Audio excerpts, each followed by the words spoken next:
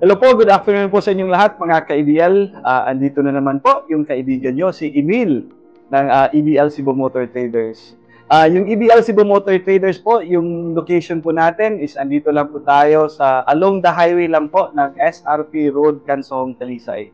So today po mga ka-EBL, medyo matagal-tagal na po tayong hindi na-vlog. Hindi ko pwedeng itong palampasin na hindi ko ipakita po sa inyo. Anyway, shout out ko lang po si Sir Prince Dexter Yanok ng Tubod, Lanao del Norte. Salamat din kayo Sir Prince sa imuhang pagsali sa amua.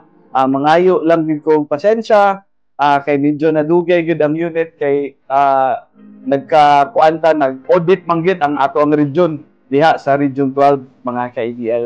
So karon mga ka-EBL, finally po i-release na po namin today itong aming Suzuki Scram going bound to Tubod, Lanao del Norte. Ipapasakay po natin to sa Trans-Asia at saka pipick upin na lang nila doon po sa Usami City po. So again mga ka-EBL, excited na po ako masyado. Hindi ko na to papatagalin. So Sir Dexter, maraming salamat po. At saka mayroon kayong free na keychain po ng EBL Cebu Motor Traders. So tara, pakita natin Alvin itong ating Suzuki Scram 4x4 12 valve 5-speed complete recondition unit po mga ka-EBL. So sa amin dito, sa amin is yung priority namin is at yung ating pong makina. So tara, samahan niyo po kami. So ayan na po mga ka-EBL. Yan po ang aming Suzuki Scram 12 valve. Wala po lang canopy. Ilagyan natin ng stainless stepboard po.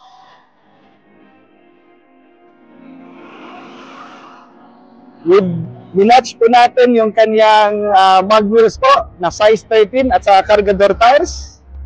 Yan. Itong unit natin mga ka-EBL, ito ay parang napakasimpleng setup lang po. Pero malakas yung dating po mga ka-EBL. And of course, pinintarahan natin itong aming metallic gray. Ginamit natin is yung ating paboritong gamitin dito po sa EBL, itong ating Anzal urethane paint po. So yan. Diyan tayo natagalan sa plate number natin. So finally, ayan, andyan na po si Dexter.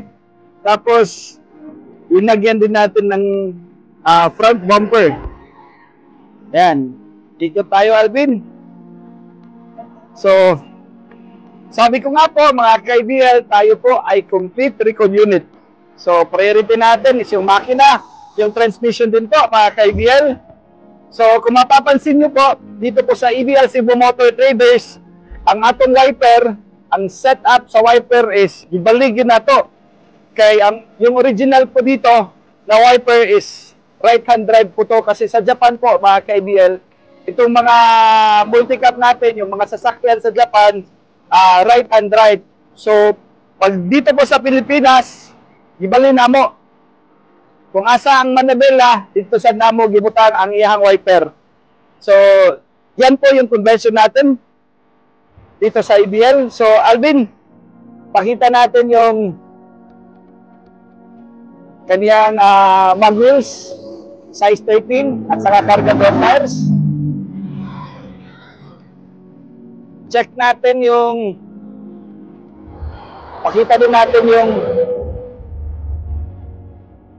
under chassis natin. Yan, naka-undercoat po lahat yan mga ka-EBL. Kung mapapansin niyo po, uma-under na po yung sasakyan natin. Yan. Pati yung muli po yan.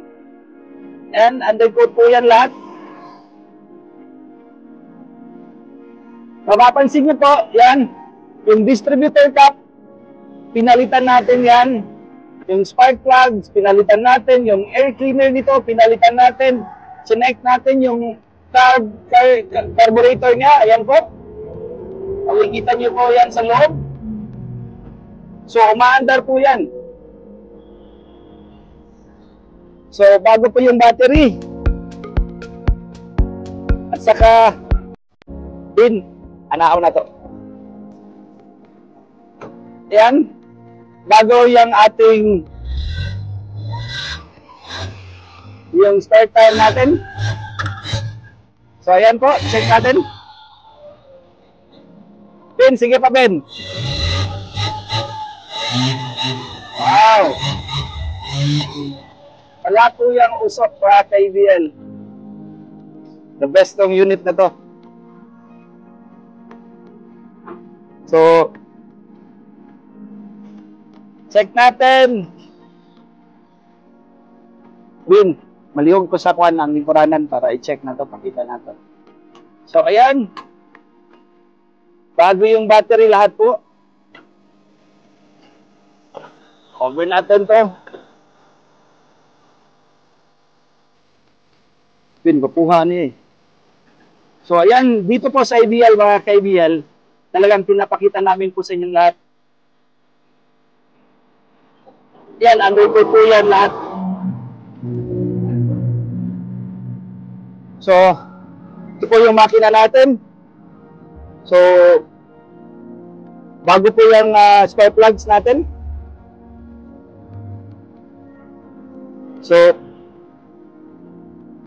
ito po yung pinalitan natin ng timing belt at saka alternator belt, mga ka-IBL. Yung timing belt hindi na namin pinalitan kasi nga po bago pa, makapal pa siya. Tapos ito, 4-wheel drive. So ito yung wiper gallon natin. Yan.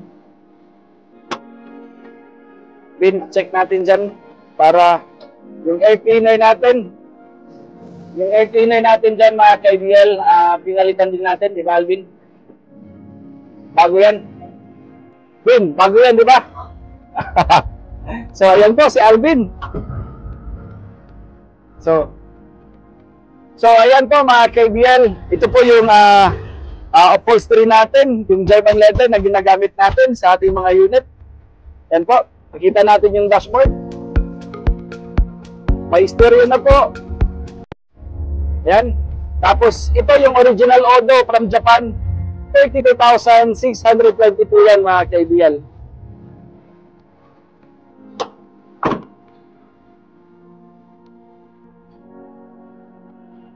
So ayan, mga ka-IBL. Maraming salamat po. So, ito po. Check natin.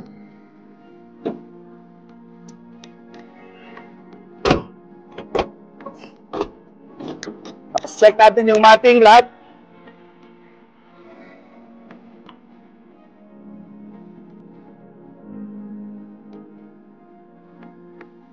So, ayan, mga ka-IBL. So, ang price po natin dito, linagyan po natin ng front bumper. Yung price po natin dito is 235,000. So, complete recon unit, mga ka-IBL. So, meron kaming darating na mga stocks next week and this week. So, pwede kayong mag-pre-order sa amin. Pwede kayong pumili ng gusto nyong kulay. Tapos yung registration po, direct na po sa pangalan nyo. So, again, mga ka-IBL, Sir Prince Dexter Yanok ng Tubod, Lanao del Norte, maraming salamat po sa tiwala nyo po na binibigyan nyo po sa amin. At saka yung kaibigan natin na pumunta po dito, last week, nung Friday, si Sir Greg Hiner, nanggaling po ng New Jersey, USA. Maraming salamat po sa tiwala niyo po sa amin. At sa kay Sir Rogelio Moransil, na pumunta kahapon dito, na nag-order po siya sa amin. Nakikita niyo lang po kami sa channel natin. Maraming salamat po. Again, mga kaibigan, thank you po. At saka dyan po sa Tubod, meron po, pwede na kayo mag-order sa amin, itong aming unit po. So, maraming salamat po. Anjak of Tyrants.